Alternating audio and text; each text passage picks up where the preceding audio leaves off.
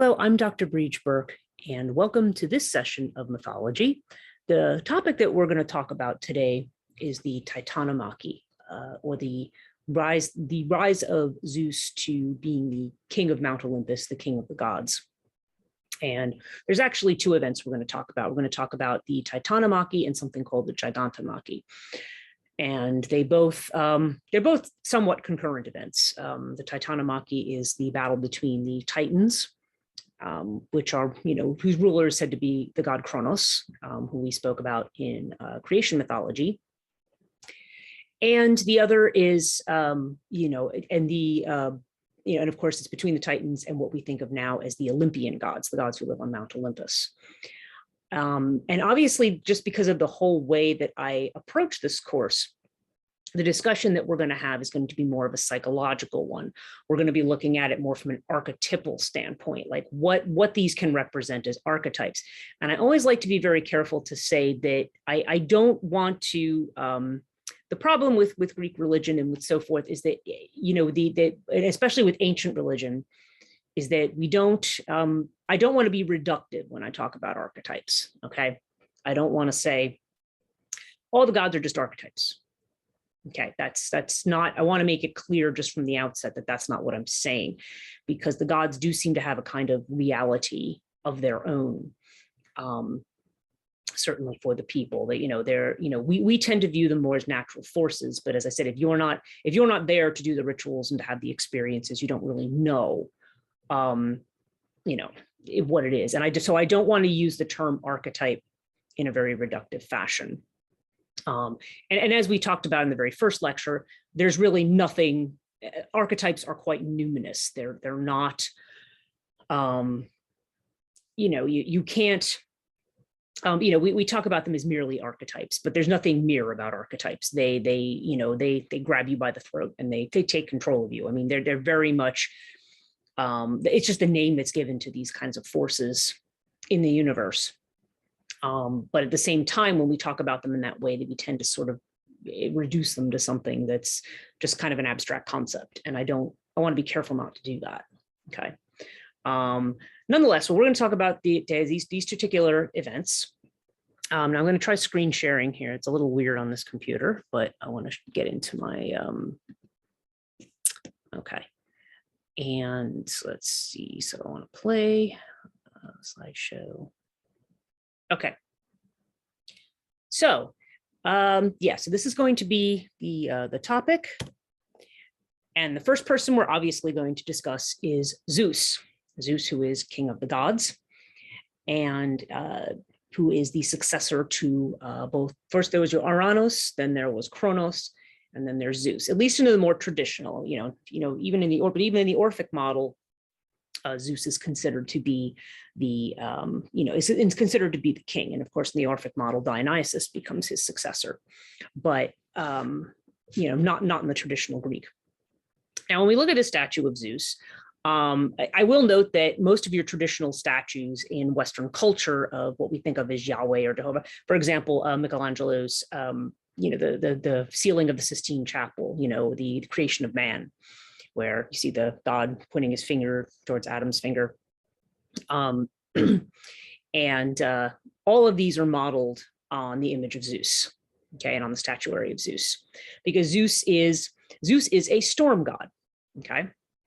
He carries, if you'll see in his hand in this particular slide, he has but that thing in his, I guess that's if you're facing the other way, this is his right hand. He has a staff in his left hand, and he has a lightning bolt in his right hand, okay? He's the god of lightning bolt. He's the god of the storms. And we're going to talk about the importance of the storm god, the symbolism of the fact that this, that this is a deity of storms. And you'll see sitting by his left leg, you see the carving of an eagle. And the eagle, of course, is Zeus's, that is his totem animal, if you will. When you see things, one of the ways that we can distinguish between gods when we look at statuary is by looking at the animals that are with them. Especially when you have statues that are worn away, like sometimes the faces are worn away, and of course the style of the hair and things, especially with the goddesses and so forth, there may be a sense of them all kind of almost looking the same. but by the things that are with them, the symbols that they have or the animals near them, we can generally tell who they are. Now, Zeus is the son of Kronos and Rhea. Okay, Kronos can be spelled. I have it spelled more of the Romanized way here, but Kronos is also Kronos in the Greek. And Kronos is so as we've mentioned, he's the god of time, and Rhea is his sister, who is a fertility goddess. And one of her big associations with fertility is the fact that she is the one who gives birth to all of these gods. She becomes, she's sort of, at this point, if Kronos is king of the gods, she's kind of the queen of the gods of that time. Now, referring back again to Gods, Heroes, and Monsters, and if you have this book, I'm going to start reading on page 44. I want to share with you the story of Zeus's war with the Titans. And in it, we're going to see all of the elements of the Kronos and Rhea story, which are very important. And, it's... let's see. Just want to see if they have it in there. Okay, you know what? Before I even get into the story, okay, so I wasn't sure if it was covered in the Hesiod text, because that is what I'm reading from, is from the Theogony. Okay, the problem that we have here with Kronos is that he, because he is so afraid of having, having one of his children succeed him, that he would be overthrown and no longer be king, he swallows all of his children as they are born, which, just as Gaia did not appreciate Uranus shoving her children back into her womb, so Rhea does not really appreciate going through the process of giving birth and then having her children just swallowed by time. Okay. That's again, let's stop and look at the metaphor there. Swallowed by the god of time. Okay, so so this is the idea of the devouring nature of time. It's almost like a chronic state of death, if you will, because that's what time does. When we talk about devouring time, we're talking about old age and death and things like that. So there's no chance to expand or to grow, to build up the race of gods or of anything else. You can't expand. And this is why astrologically, by the way, if you follow astrology, why Saturn or Kronos, because Saturn is it's not quite a one-to-one match, but basically Saturn and Kronos are considered to be the related deities. When we talk about Saturn in the Greek, we would be talking about Kronos. And one of the things that Saturn does is restrict and pulls back in and constricts. When we think of Jupiter, who is actually the Roman name for Zeus, we're thinking about that which expands and opens up. So you can see where these astrological qualities come from that are associated with these gods and these stories. So, okay, so we get to a point, and this is sort of a traditional motif in hero mythology, where the hero is somehow a threat to a father or an uncle or some figure. And so they try to do everything to either prevent the birth or to kill the child, or, we see different examples of this. And here what we see is, but there's some kind of trickery, and then you have this heroic child who's hidden away. And in this particular story, what we see here in this image is Rhea handing Kronos a stone wrapped in a swaddling like it's a baby, and he takes and swallows the stone. Now, this is what she gives him in place of the child Zeus, who is taken and hidden away in kind of an underground cave. And the dactyls, who are these little like dwarf-like creatures, are with him, and they keep they keep clashing and playing these loud instruments so that they can hide the sound of the baby crying. And so he's hidden away, and then he kind of lives this little pastoral existence away until his time comes when he needs to confront his father, and that's what we're going to read from here. So okay. So now there's going to just some background here. He's talking about when their father, Sky, meaning Uranus, became irritated with Obriarius and with Katos and Gyges. Now, these are what we talked about as the Hecatoncheires, the 100-handed giants. So Uranus didn't like them, and so when he takes them and he was irritated, he didn't like them, he bound them with strong bonds, envious of their excessive prowess, but also their appearance and size. He made them dwell under the broad-pathed earth.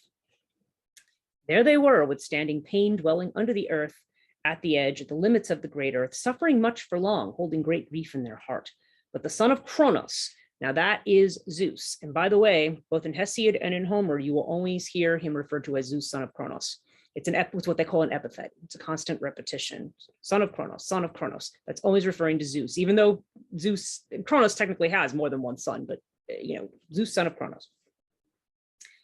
But son of Kronos, together with other immortal gods, whom beautiful-haired Rhea bore in love with Kronos, brought them up to the light again, following advice of Earth. So so the first thing we're seeing for this Titanomachy is that Zeus is releasing the Hecatonkires, the 100-handers, from the depths of the earth.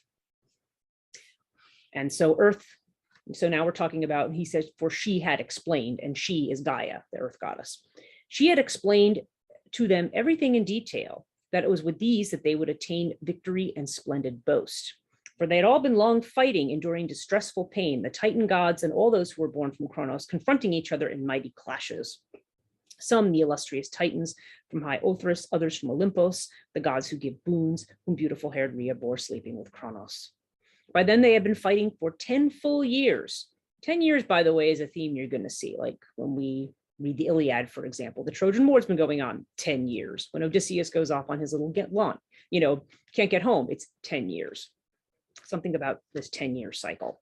But here the Titans and Olympians have been fighting for 10 years at this point, according to Hesiod. Constantly enduring distressful battle against each other. Neither was there a solution for their difficult strife, nor an end for either side, but the outcome of the war had been stretched even. However, when he offered them supplies, nectar and ambrosia, which are the food of the gods, which the gods themselves eat, and the vigorous spirit had been restored in the chests of them all, as they received the nectar and desirable ambrosia, then the father of men and gods addressed them. Listen to me, splendid sons of earth and sky, so I can say what my spirit in my chest tells me to. By the way, that's another phrasing, spirit in my chest.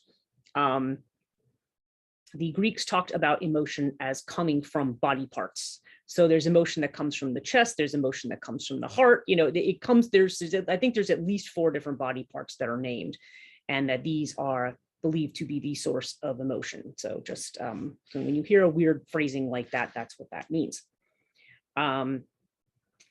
So he says, for a long time we have been fighting against each other over victory and power. Every day the Titan gods and all of us descended from Kronos. But now show me your great strength and your invincible arms in deadly combat against the Titans, remembering our kind friendship and how you reached the light again after suffering so many things under an insufferable bond, thanks to our counsel from under a murky fog. So he said, and in turn blameless Katos responded at once, sir, it is not an unknown thing that you are talking about, but we also know that you excel in thoughts and excel in intelligence, and that you emerge as a defender of immortals against cold ruin. And through your careful plans, we were released back again from under a murky fog, from under unpleasant bonds. O son of the Lord Kronos, after suffering hopeless pains. So also now, with determined mind and well-disposed spirit, we'll defend your power in dreadful battle, storming the Titans in mighty clashes. So he said, and the gods, giver of boons, approved after hearing his speech. For their spirit was craving war even more than before, and they provoked undesirable war, all of them, female and male alike, on that very day. The Titans, gods, and all those descended from Kronos, and those whom Zeus brought to the light from the darkness of the earth, terrible and powerful, who possessed a superb strength.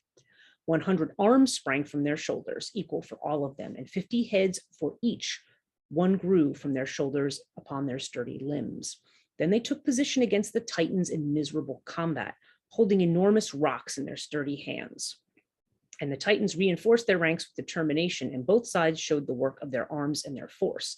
And the boundless sea resounded terribly, and the earth roared greatly, and the broad sky moaned as it trembled, and high Olympus shook from the ground under the rush of the immortals, and the deep quake reached from their feet to steamy Tartarus, and the loud sounds of the unspeakable clashes and of the powerful blows.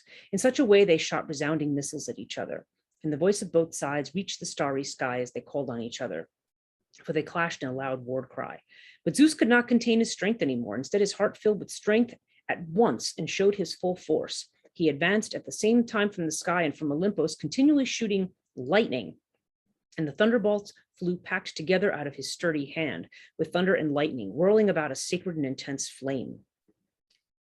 And all around the life-giving earth roared as it burned, and all around the immense woods crackled loudly. The whole earth boiled, the streams of the ocean and the barren sea. A hot breath surrounded the earthly titans, and an unspeakable flame reached the divine aether. And the luminescent shine of the thunderbolt and lightning blinded their eyes, powerful though they were, and an astonishing heat invaded the chasm. So to look at it directly with your eyes and to hear it sound with your ears seemed just like when earth and broad sky from above approached. But this kind of great roar would arise from below as she was crushed down and he rushed down from above. Such noise the gods produced as they merged in strife. At the same time, the winds spread the commotion and the dust and the thunder and the lightning and the blazing thunderbolt, the shafts of great Zeus, and brought the cry and the screaming to the middle of both sides. An unspeakable din of deadly strife rose, and it became clear where the dominating action was. The battle tilted to one side, for before, charging against each other, they had fought incessantly in mighty combats. The Venkatos, Briareos, and Gigas, insatiable of war, were among the first ones to provoke violent battle. Then they threw 300 stones from their sturdy arms, one after the other, and they covered the Titans with their darts. Indeed, they sent them under the earth of wide paths, and they bound them with hard bonds after defeating them with their hands, high-spirited though they were, so far below the earth as the sky is from the earth. Okay, so that is the story of the Titanomachy. If you didn't quite follow Hesiod's language there, or the translation, what ends up happening is the Titans and what we think of, they talk about the Titans from the different places, but these children of Kronos are fighting, and the ones we think of as the Olympians are in battle. And we're going to talk about who's on each side. Some of them are more neutral, but the ones who end up being pushed aside in battle.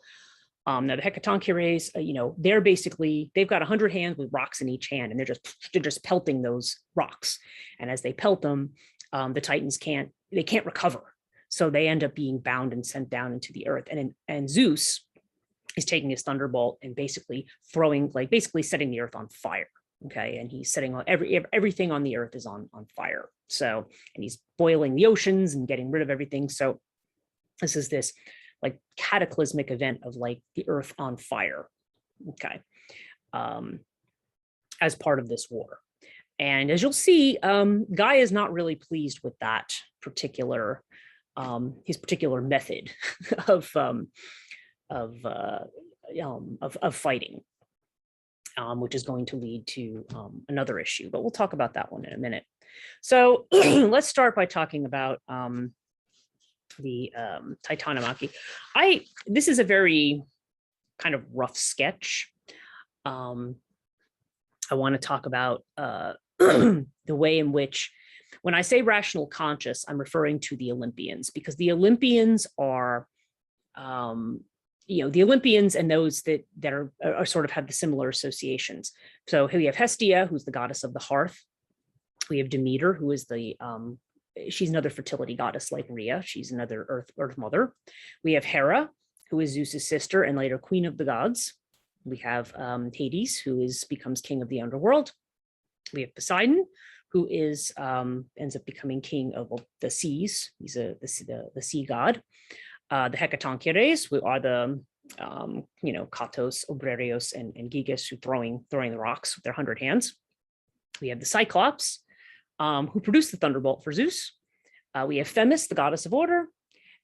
We have Prometheus, who is, who we're going to talk about in a bit. He's a bit of a trickster figure and ends up being the kind of father of mortals. And then, of course, we have Rhea herself, who is, opposed to her husband. So this is, okay, we have kind of a mixture here, and I'm calling them rational conscious because their role has to do with creating order on the earth, with civilizing the earth. Now, Cyclops, you would look at and you say they're not very civilized, because they're not. But their level of violence, this idea of action, this very action-oriented way of making war, these all kind of come along, and you can almost see the battle sides as representing conscious and unconscious forces. So this is something this is kind of a loose configuration. There's people who might argue for or against some of the things on this list, but just to kind of give you a rough idea of who's fighting on Zeus's side. And these are all the forces that are trying to create order and trying to bring civilization. And, and again, this is, they're siding with the more masculine forces. Okay, so yeah, so I kind of went through all that and said, yeah, what are we looking at? The archetypes of consciousness: home and family, agriculture, so, growing things, civilization, traditional marriage, the underworld, in this case, as masculine, although Hades, as we're going to find out, even though he's a man, anyway. Yeah, this is the masculine archetype of the underworld, who is Hades. I want to talk more about that in my underworld class. I don't want to sidetrack, but we'll just work with this for now. The ocean and the sea, Poseidon, as representing repressed emotion, as we're going to see Poseidon when we talk about sea deities. Poseidon tends to represent, he almost kind of represents the repressed side of Zeus, or the emotional side of Zeus. But nonetheless, there's the idea of repressing emotion, which is a very masculine kind of a trait. Strength and brute force that we see in the Hecatoncheires and the Cyclops, law and order that we see dealt with by Themis. And then, of course, you just have these figures that are that follow the motif of the hero, which is the ultimate masculine psychological development archetype. One's journey from, the pastoral childhood to the crisis, to the challenge or the battle, and to then their reward as king or savior, or whatever it is. Okay. Now, what they're fighting against, these are the ones who are not always necessarily directly engaged in battle. Some of them are. Others are more neutral, but they tend to represent the titanic forces that more have to do with the rational, intuitive, unconscious. So we have Atlas, who ends up being, who's definitely punished for his role by being the Titan who's expected to hold the earth on his shoulders. Okay, and that is a punishment for his role in the Titanomachy. We have Oceanus and Tethys. They represent the oceans, and they get nailed, they get boiled away. They're what they represent is, boiled away. We have Hyperion and Phoebe, the original sun and moon. Okay, who again are not necessarily, they probably more neutral in this battle, but they're, but they definitely represent these forces of, Hyperion might have more to do with bringing, might have to do with clarity. You could argue for consciousness there, but Phoebe, the moon, certainly we always associate with intuition and unconsciousness.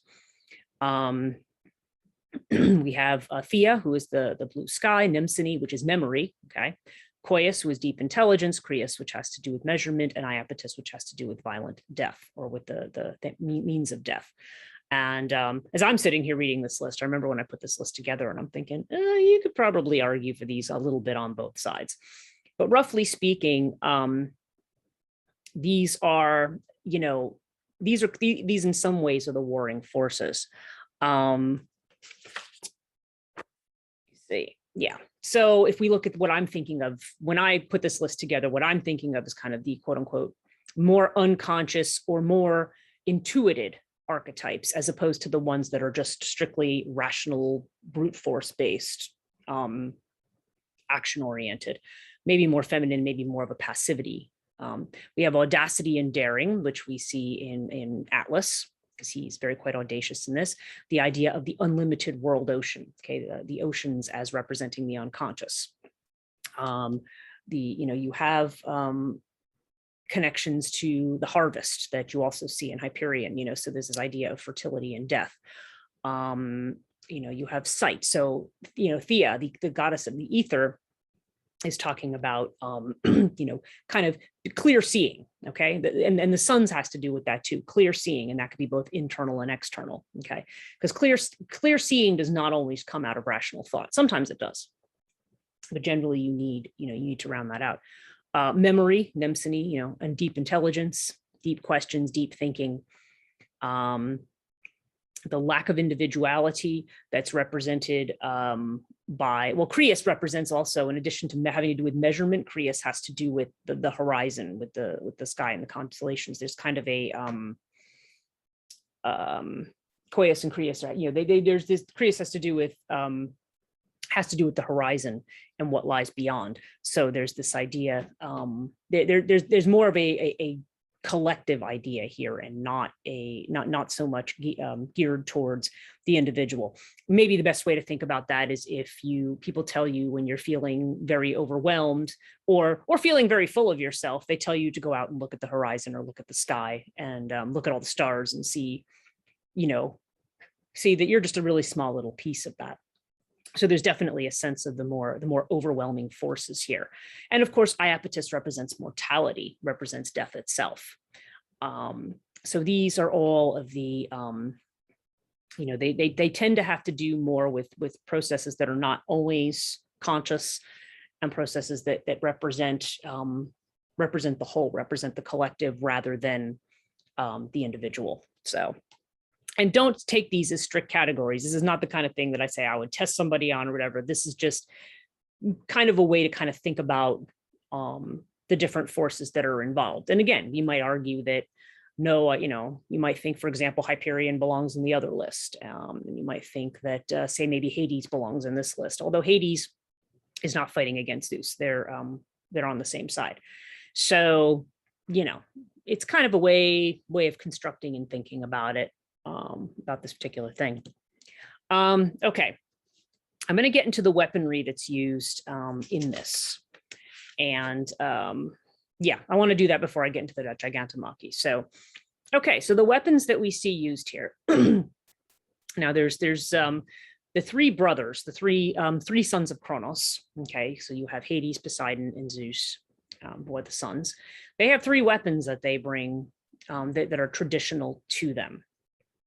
And I want to talk a little bit about them because I think they have because they have an importance that's outside of Greek mythology as well. So Hades has a helmet of invisibility. Okay, that's what he uses. That is his weapon, and or one of his. And that so there's the idea again of being able to move by stealth. There's more of an underworld connection there. I think there's this idea of the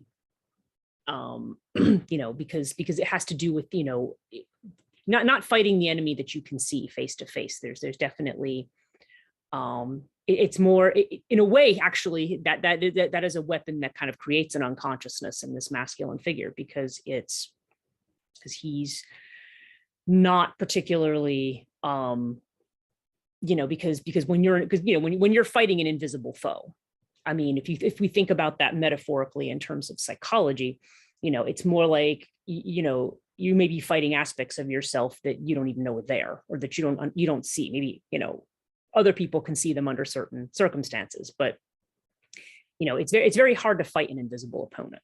Okay. Poseidon has the trident, and we're going to talk a little bit about that. God Shiva also, as we'll see in Hinduism, also carries a trident.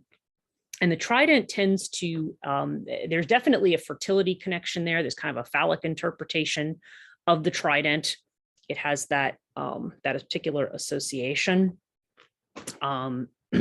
So it's a somewhat complicated weapon in its symbolism. The trident is often used by Poseidon to cause earthquakes.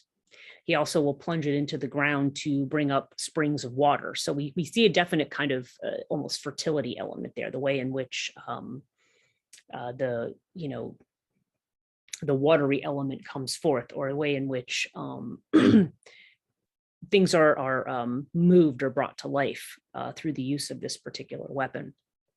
So the trident has this kind of a connotation, but because you also see it as the weapon of Shiva, and Shiva also uses this in his battles. His battles against demons and in Hindu mythology, which again, Hinduism, I think, I feel like the deities of Hinduism definitely. You can definitely almost see the complexity of psychological forces there. So there's this element, there's this creative element to the use of the trident, because of its phallic connotation, but at the same time there's this it tends to be a weapon that perhaps perhaps in the way that the sickle might, that as you see that Kali holds. It's a way of cutting something away. It's a way of poking a hole in something, if you will, to release whatever is whatever forces are there. The thunderbolt is probably the most interesting of the weapons and the most diverse. Now, I have an image here, little image of Zeus with the thunderbolt. But you'll see next to it another image, and that image comes from Celtic mythology, and that is an image of the god Lugh, L-U-G-H, who is celebrated at Lunasa. Lugh is a he is a sort of, again, he's because he has the lightning bolt as well. He's kind of a trickster deity in a way. He's a jack of all trades, and Lugh again is this up and comer who's going up against, in this case, this is his grandfather that he's going up against, Balor. And Balor has this great eye that when he opens the great eye, everything around him burns up. Okay. So Balor in a way becomes a metaphor in Celtic myth for the blistering sun of summertime, because the sun is necessary, or like the image of Sekhmet in Egyptian mythology. Sekhmet represents that noonday sun, the sun that's really, really hot and that causes drought, that causes famine, that causes fires, that dries things out and burns them up rather than, bringing life. So it's the more negative association of the sun. And of course, so nobody can fight Balor, because if they do, all he does is open his great eye and he decimates all of the armies. So what Lugh does is he goes after him with his thunderbolt and gets him right in the eye. And that's why Lunasa, which is or Lammas Day, as it's known, I think, on the Christian side, August 1st, is celebrated. And that's often celebrated as really the Celtic first day of autumn, because that's the day that Lugh defeats Balor. And if you want to look at that in terms of the cycle of the seasons, it's the idea that at the end of summer, you often see these thunderstorms that bring about cooler weather. So it's Lugh putting his thunderbolt into the eye of Balor. Okay, that's one way to look at it. There's multiple ways, but it's this idea of thunder. It's an idea of these particular kinds of weaponry. I think all of them as trying to provide a kind of balancing force. So in the case of Hades, for example, the helmet of invisibility may have more to do with, having to do more with what's invisible, doing something indirectly rather than directly. We're going to see that as a theme in war, particularly throughout Greek mythology. When we look at the Iliad, there's this clash between people who want to approach things very directly and people who need to be a little more tricksterish, do things behind the scenes. So there's definitely this idea of stealth. There's this idea of exposure, and then there's this idea of using the storm is a balancing force. Okay, the storm is a balancing force. If you think about it, normally speaking, when you have if you have hot, humid weather and then you have a thunderstorm, everything cools off, right? It's a rebalancing of things that have gotten too extreme or too out of hand. So, of course, Zeus burns up the earth with his, but it's, so there can be extremes here, but this is the way that it presents itself. I mentioned Shiva and Indra too, because you see Shiva with the trident, as I had mentioned previously. And Shiva, of course, is a very, very complex figure. Shiva is not he's the destroyer god. Okay, he's considered to be, you've got what they call the Tridevas in Hinduism. You've got Brahma, Vishnu, and Shiva. And Brahma is the creator, Vishnu is the preserver, and Shiva is the destroyer. And again, in my podcast, when I talk about different roles of Shiva with respect to different aspects of the divine feminine in Hinduism, you can see Shiva has very, very complex role, many names. He's Maheshwara, he's the great god. He's Rudra, which is the terrible god. He's got all of these different names. And so the trident there is one I've almost seen as a symbol of, because he's also a family man. Shiva Shakti. When they come together, life is created. So it's like he's a creator and a destroyer, really. And it's weird, the trident in some weird way represents both of those aspects. So when you see Poseidon with the trident, it's kind of a very, very similar feel. It's, it can be very destructive, but it can also bring life. Okay. And then we have over here, we have Indra, the god Indra, the Hindu god Indra, dropping his thunderbolt on Vitra, who, in the reverse of Balor, actually withholds no, actually, now that I think about it, it's kind of the same story. He's actually withholding all the waters and of the earth. And so everything dries up and life can't flourish. So Indra drops his thunderbolt on Vitra, and then all the world's waters are released again. So you see that, if you compare that to the Lug myth, the idea of the lightning bolt as bringing the waters, as bringing that cool down. Metaphorically, if we want to talk psychological terms, it's taking up the heated, either heated emotion or heated thinking and cooling it down, cooling it out, slamming it with something with a thunderbolt of sort of a balancing clarity that cools it off. Kind of, I know Bill is a bit psychological here, but I feel like my feeling about mythologies is that they become metaphorical of these kind of psychological forces. So, it's good to try to do some kind of association and say, okay, well, where, what are the connections here? Like what do we normally associate these things with? Where else do we see them? It doesn't always necessarily mean that that's the only meaning for them, or that was always the way it was necessarily understood in the culture. But from an archetypal standpoint, we want to talk about that. And I'll talk a little bit, speaking of archetypes, about Zeus as the archetype of the father. And he does play up to what we think of as the Western archetype. He's distant, he's removed from the earth, in the same way that you'll see, for example, Yahweh or Jehovah is also removed. He's a king. He's the embodiment of power, of that civilized male authority. His association, as I mentioned, is with the eagle and the thunderbolt. And he has but again, they're never, he's an archetype, not a stereotype. Okay. He's not just unilaterally one thing. He has many aspects. And a lot of this too, the different aspects of, like I have Zeus, Melikios, the kindly Zeus Chthonios, who has to do with the earth and the underworld, Zeus Plusios, which is the wealth-bringing Zeus. These are just a few. He has a few epithets. There's actually references to, there's all kinds of references to Zeus. Zeus Chthonios is often associated with the grave of Zeus, as if he could die, but he's an immortal. You have these different ideas, a lot of times too, because Zeus is the king. And you see this happen in, you actually see this happen in Western religion too, with a lot of the elements of other religions, perhaps more localized deities or spirits, end up sort of getting caught up in the main deity. So, for example, in Christianity, you may have, say, the Virgin Mary, who's not a goddess, okay? But she ends up picking up a lot of the attributes, not all of them, not all the important ones, but strictly speaking, she does end up picking up in different forms, like as there's the Virgin Mary, there's the Black Madonna. She picks up the different versions of different Earth mothers to become this one image.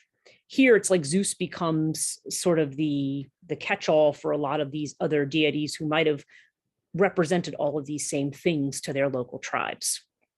But again, depending on what the priorities perhaps were of that society, the things that are emphasized, are they a kindly god? Do they have more to do with the underworld, which means they have more to do with fertility and material security? You have all these different aspects. And that's also, by the way, why you're going to have a lot of contradictory stories about these, about these deities, because frequently, you'll tell a story and somebody will say, well, I heard an opposite story. Well, yeah, that's because Greek mythology, in spite of the fact that we have things like, like Bullfinch's mythology, for example, or Edith Hamilton's mythology. We have this nice little book that has all the myths collected, or even the one I use for this class, everything's collected in a nice little package. but that's not how any of these were discovered. A lot of the Greek myths were found on like broken tablets that had to be put together, and there's different versions in different places, and some of it comes from commentary from different authors. Some of the stories we have only because of what they call scholia, or like footnotes. Someone's Pliny will write about something and say at the bottom, like, oh yeah, that story everybody knows about this god, and he'll make just some kind of brief reference to it, but nobody knows that story from anywhere else. At least it's not in writing. So this is how we actually piece mythology together. It's not something that's uniform in any way. Okay. And Zeus is a father archetype, and as we're going to see, Zeus also, and we're going to talk about, I think, more when we get into love mythology and things like that. But Zeus's marriage to his wife Hera is also tends to has an archetypal quality too. There's this idea of him as the husband, as the man in power, but he's a man who, he's a philanderer. He can have a lot of different women, and Hera, who gets very angry about it and takes her wrath out usually on the women, can't really do a whole lot about it. She gets angry, but she can't take it out on her husband. So, and the two of them kind of, are at each other all the time. So, it's funny how some of our own ideas about, or even some of the, let's just face it, some of the realities of just living with somebody versus that person as being your fantasy, or the person who's idealized when you're dating and not so much when you're married. It's a funny how that the kind of psychology of that ends up coming together. But Zeus is to represent your sort of typical father in a lot of ways in this regard. Okay, so now we can get onto the Gigantomachy, the battle of Zeus and Typhus. Okay, yeah, and there. So I mentioned the term Gegonesis, the Earthborn, and it refers to giants created from the blood of Uranus. Okay, including the Furies, really. But these are the these different monsters that have been produced, and they're brought up by Gaia. And so, what's the representation there? You have the dragon, the serpent. Remember, we talked about that in creation mythology. We talk about the serpent, the role of the serpent as being the giver of life, but it's a terrible giver of life. It's terrible in the sense of it can be frightening. So I'm going to read you the story of the Gigantomachy because I have it here in the Theogony, and this is on page 47 if you happen to have God's Heroes and Monsters. Okay, so yet after Zeus had driven the Titans away from the sky, tremendous Earth bore her youngest child Typhus, in love with Tartarus. Okay, so Tartarus is the deep depths. So in other words, the Earth Mother mating with the abyss brings up this dragon. Okay. Thanks to golden Aphrodite, his hands are of the kind that attain deeds by strength, and his feet are tireless, those of this powerful god. And off his shoulders he has 100 heads of a snake, a terrible serpent licking with dark tongues. And on these awful heads, 2 eyes glittered under his eyebrows like fire. And from each of his heads fire burned as he stared. And the voices in all of the terrible heads uttered an indescribable sound of different kinds, where sometimes they would make a sound as if for the gods to understand, but other times the sound of a proud, loud, bellowing bull, wild in his strength, yet at other times that of a lion who has pitiless spirit. Another turn similar to cubs, a marvel to hear, and another turn he whistled, and the high mountains echoed from below. Okay, so we see the bull, we see the lion, we see bears. You're talking about all these animals that represent these different aspects of force here. That these are all sounds that come from the head of Typhus, the heads of Typhus, I should say. And an incredible deed would have to be accomplished on that day. He would have ruled over mortals and immortals if at that point the father of men and gods had not acutely realized it. He thundered hardly and loudly, and all around the earth resounded in a terrifying way, and also the wide sky above, and the sea and the streams of ocean and the underworld of the earth. And Olympus shook greatly under his immortal feet as the Lord launched himself forward, and the earth groaned in response. And a fire took hold of the dark blue sea under both thunder and lightning, and the fire from such a monstrosity of hurricanes and winds and flaming thunderbolt. The whole earth boiled, and also the sky and the sea. And then tall waves swelled on both sides of the coast, around and about, under the impetus of the gods, and a ceaseless commotion arose. Hades trembled, he who rules over the deceased under the earth, and so did the underworld titans who live around Kronos, because of the ceaseless din and the terrifying fight. But when Zeus indeed gathered his strength and took his weapons, thunder, lightning, and flaming thunderbolt, he struck him jumping from Olympus, and so he wrapped in flames all the awful heads of the terrible monster. When he had overpowered him, slashing him with blows, he collapsed with lame limbs, and tremendous earth groaned. A flame then emerged from the thundering lord in the creeks of the rugged dark mountain as it was hit, and the tremendous earth was much burned by the awful smoke and melted like tin heated with skill by vigorous men in well-perforated melting pots, or like iron, which, even being the hardest, overpowered by scalding fire in Mountainous Creek, melts down on the divine earth by the works of Hephaestus. Hephaestus being the craftsmith god. So now melted the earth with a spark of flaming fire. Then, aggravated in spirit, Zeus hurled him into the broad underworld. It is from Typhus that the humid force of blowing wind comes. That's where we get all this damn humidity, right? Except that of Notos and Boreas and clearing Zephyros.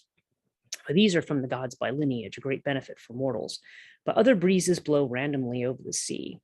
These are the ones that, falling onto the murky sea as a great sorrow for mortals, rush in a dangerous hurricane, and they all blow from here and there, scatter ships, and destroy sailors. And there is no escape from the disaster for men who stumble upon them in the sea. And these in turn also upon the boundless flower-bearing earth destroy the cherished works of dirt-born men, filling them with dust and troubling confusion. Okay. So after this is a mention of Zeus securing his power. Next, after the blessed gods completed their toil and by force had assigned the prerogatives for the Titans, then surely they encouraged Zeus, the far-sounding Olympian, by the advice of Earth to be king and rule over the gods, and he made fair distribution of prerogatives for them. Okay. So he's fighting against this great dragon that comes out with 100 heads with all these terrible sounds, like all these different animals. And he basically encases him in fire. He basically takes Typhus down with his thunderbolts. And so Typhus ends up representing for the Greeks these historical battles between the Greeks and the other tribes that they encountered. You have to remember, though, I'm talking about 2000 BCE. There was no such place as Greece. It was basically a collection of tribal kingdoms. But when you started to have more of unified Greece, more of a city-state, like you would see, like when Athenian rule became the thing, the Gigantomachy is pointed out as the way in which the Greeks kind of, Zeus as the king of the Greek gods represents the civilizing force. And it does actually make sense because, in the sense of, even if you want to get away from the social and political implications of that, it's the taking the chaos of conscious versus unconscious and organizing it into something orderly, controlled, and rational, or in the way that one might take electricity or fire or something and funnel it into something that is life-giving rather than destroying. But in the process, you see that Zeus basically melts the entire earth. It's basically like whatever iron and so forth is in the earth, everything just melts. It's just like a big metal, so Gaia puts up with an awful lot from Zeus in these battles. But the presence of fire is interesting because, to me, like, I think about the Trojan War, and we're going to talk about that separately, but Achilles, when he appears in the Trojan War, it's like the world's on fire. Like the rivers are on fire. Like fire is such a motif, and fire often I find in Greek writing has a lot to do with wrath, with anger, and with that kind of force. It's that kind of action movie force, where the people who are really into like the Charles Bronson and Chuck Norris and whatever those films are, like we have your action heroes who come in and shoot everything up. I mean, you can kind of see it's the origin of that interest in these kinds of things. The idea of this, he's going to come in with guns blazing and blow everybody away, and I'm going, yeah, it's great, But Typhus represents this. To me, Typhus doesn't say what gender Typhus is, but there's a Typhus to me almost represents that. Because it comes from Gaia and from Tartarus, this almost that deep terrible feminine force that needs to be, that Western culture seems to feel that it has to defeat and put down. But you know, and it's not a gentle force; it's a very destructive one. So, but it's the way in which we feel we have to put it in its place, rather than, you know, allow it's, you know, rather than integrate or find its place, it becomes, you know, it becomes a battle between wills. And so there's this idea that there are certain types of forces that need to be put down. And so all of these things, you know, some of the monstrous things he does, like the hecatoncheires, they come out of the depths of the earth, and they assist in the war. They are given a good place. But then other forces, the dragon, the motif of the dragon in Western culture has always tended to represent, like, certainly in Christian thinking, you know, St. George and the dragon, for example, the slaying of the dragon. Where you see in Tolkien's Lord of the Rings, you know, the dragon is the keeper of wealth, keeper of, you know, Plusios or Pluton, you know, it's the keeper of wealth. And so therefore the dragon ends up taking a very materialistic view. It's the idea of acquiring and hoarding stuff,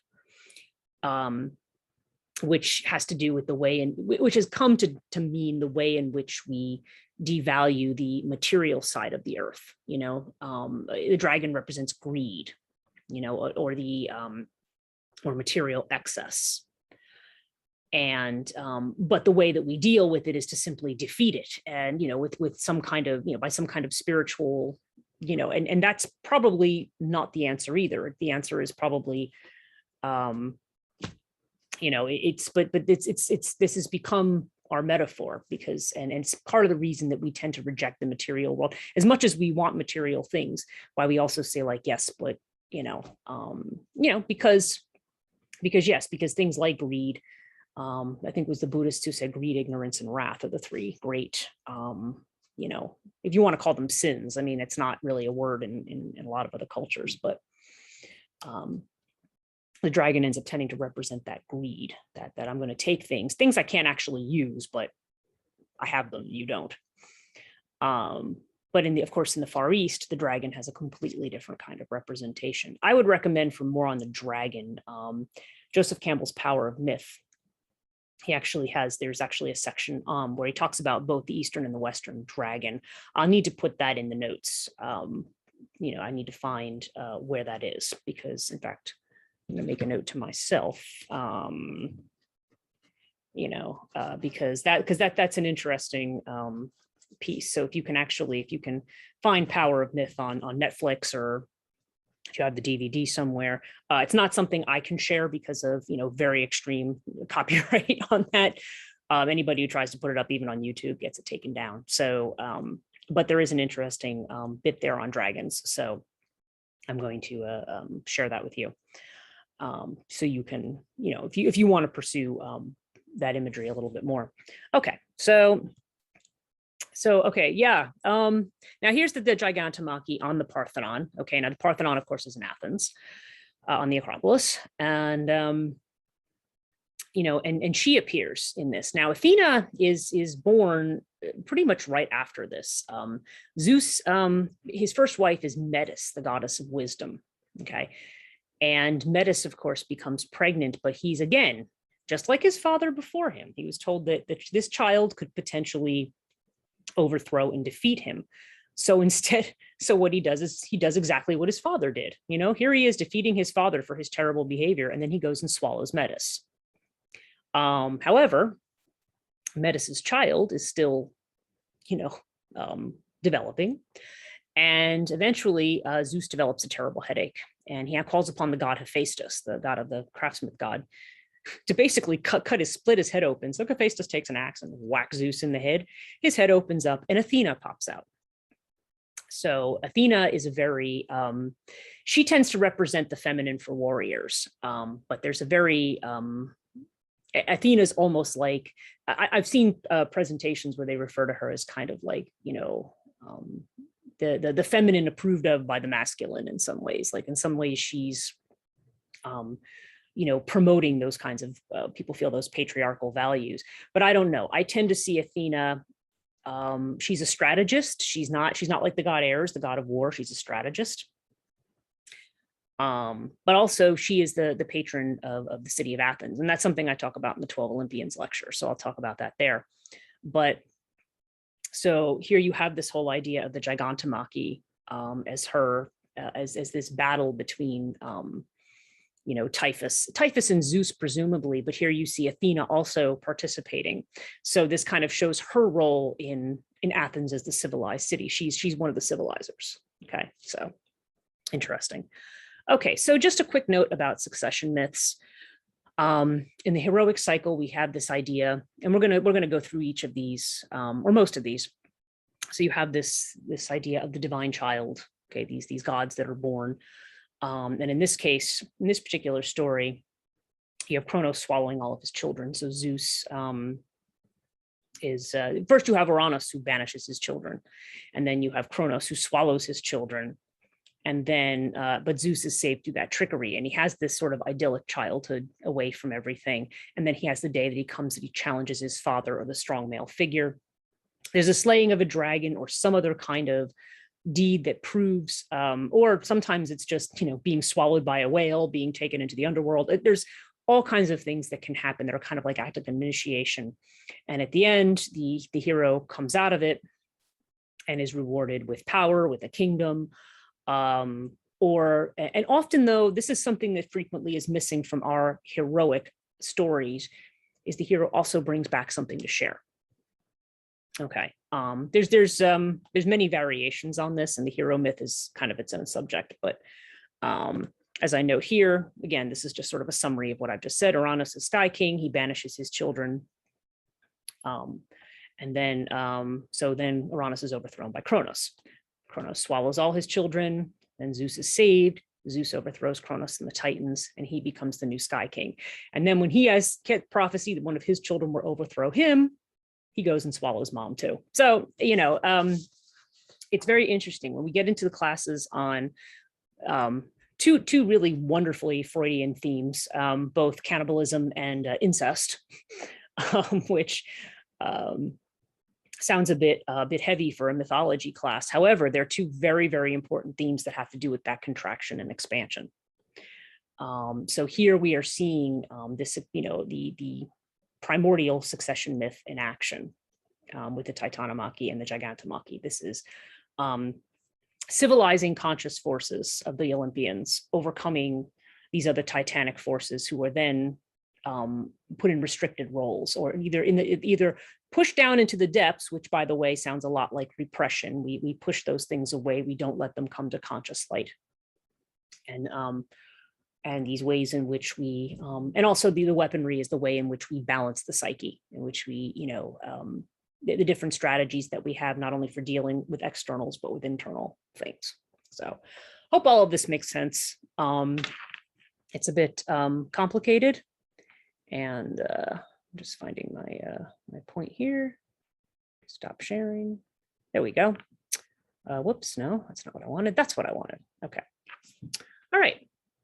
So that is it for the class on the Titanomachy and Gigantomachy. So I will, we're going to talk about all the 12 Olympians, and then we're going to talk about all the other different themes that appear in this story. So till next time.